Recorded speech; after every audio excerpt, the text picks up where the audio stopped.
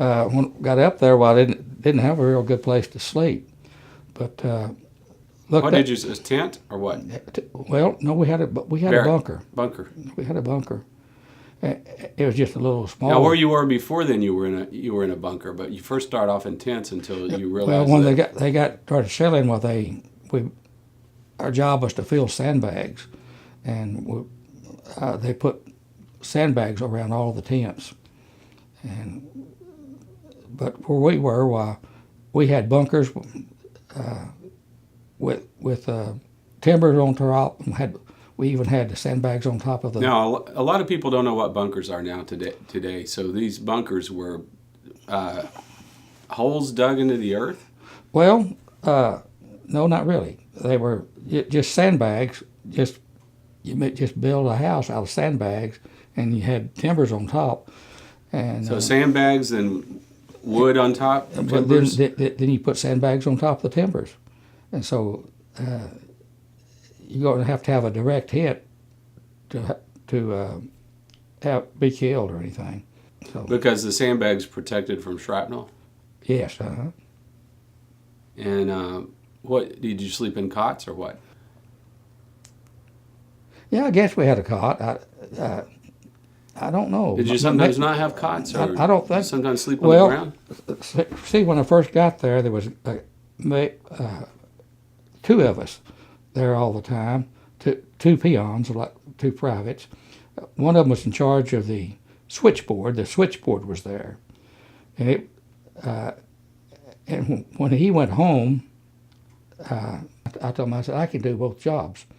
And I did both jobs. But back it up just a little bit, about the time I moved down there to this place, I would go back in the headquarters battery to eat and get my mail. I looked up in line, and there was Warren Buell, one of my very best friends. And it turned out he had moved in real close to where we were. And so his sergeant found out I didn't have very good quarters, and he said, why don't you move in with us? And so I did. And they kind of had their tent dug down into the ground a little bit, and then sandbags on each side of it. And I moved in with him, and then there was me, a master sergeant, a lieutenant, and a major as advisors to the Koreans. And so the major decided that I ought to live over there with the master sergeant. And so they fixed us a tent in a real good place right up against the mountain on one side and the FSCC bunker on the other side while they were building us a regular place to live. And they built us a bunker. Now, the FFC bunker, was that where you did the radio operation? Well, later on, we moved our truck right up by the FSCC bunker. First of all, we had it around over where we were right in where they could hit it real easy, and had it in the truck enclosed in a bunk with sandbags and dirt, and then we moved it over by the FSCC bunker, which was kind of had a mountain there and everything, and we moved it right up by it. What is an FSCC bunker? Fire Support Coordination Center. All of your requests for fire for the whole battalion came in there, and it was a communication center. Communication center, and we worked with the forward observers and each one of the firing batteries. And the truck, what was the truck? Radio. That was, and it provided the power. Well, yeah. To run the radio. Mm-hmm. The gasoline engine of the truck would provide the power. Yeah. So when you were in your bunkers, you didn't have electricity. No.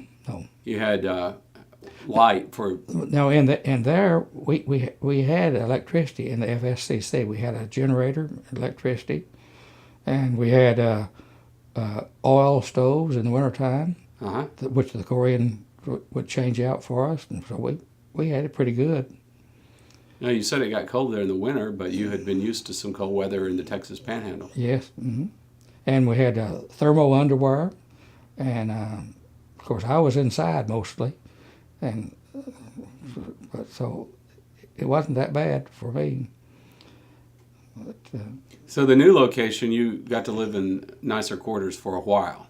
yeah, well, I only had bad quarters for say a month or so, but then they built a bunker for me and the master sergeant, and it was they even had wood inside, and you could stand up in it, and we had a little stove in there, and we fixed breakfast there. Well, kind of that Buell's outfit was what air ground liaisons, and they had a truck, and they'd go into Sewell and buy supplies, and we'd have them get us a bunch of candy and coffee, and we'd make coffee and eat candy for breakfast every morning rather than going and getting a warm breakfast somewhere, which would be a little trouble to go to.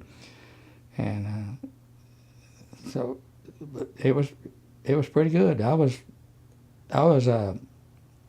stayed there, and I guess about the middle of April, I was a short timer, and looking forward to being able to come home for too long. But now, while you were there, there were occasions when you would get shelled. Yes, I guess I remember the first time we were sitting out. Me and the other guy was sitting outside. The other private was sitting outside of the FSCC bunker, and shells started coming in, and it would sound kind of like a whip cracking after it came in. I asked somebody about that later. They said, that's the ones that almost got you. Because you'd hear kind of like you crack a whip. And so that was real soon after we went down there. And then one night, the guy was named Worley that was in charge of the switchboard, and he would buy the booze, and so the South Korean officers liked him, and they'd go out and buy booze and get drunk. And we were getting shelled one night, and they thought that we might even have to pull out. And so the lieutenant come got me, and he says, you know where Worley is? I said, no, I don't. He said, well, let's go look for him. So we started out to look for him, and we got down kind of close to the road, about halfway between the road and the radio bunker. And artillery shells started coming in, so we got flat, laid on the ground, and there's about between 90 and 100 came in in probably 1 or 2 minutes time while we lay there. And the next day you go back and you see shrapnel all over. I can't even imagine how you had to be scared. Yeah, I was scared a little bit that time. Was it loud? Oh yeah. And you said there was a difference you learned the outgoing and the incoming. Yeah. To detect a difference in the sound. Yeah. Well, I'd go down to eat the noon meal at the firing battery, and also get my hair cut there, and I also went to church there. We'd have church once a week on a Tuesday, I believe. The chaplain would come up, and he'd have a assistant with a organ. An accordion? Accordion. And we'd play the Old Rugged Cross, Onward Christian Soldiers, be singing that, and our artillery right out within 50 yards of us would be firing. So if you were hearing the Battle Hymn of the Republic, or while they were firing, and you said that church attendance, worship attendance was about like 95% or something. Probably 95%. And in less dangerous conditions, it would drop 30%. Yeah. Yeah.